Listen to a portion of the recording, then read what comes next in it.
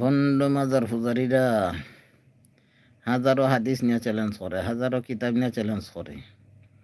কিন্তু কিতাবের হাওলা দেয়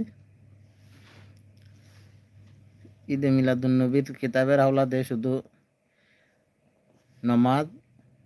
রোজা, দুরুদ এগুলার হাদিস দেয়, কিন্তু হাদিস পরে নমাজ রোজার আর বক্তব্য দেয় জশ্নে জুলুস।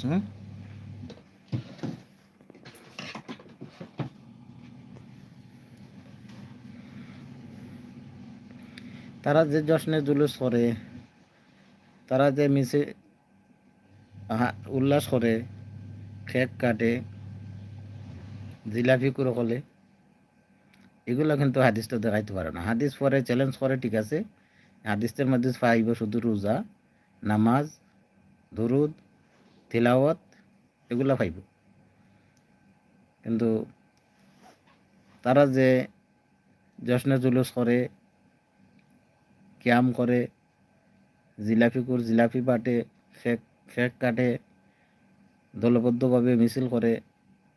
নাচানাচি করে, গান বাজনা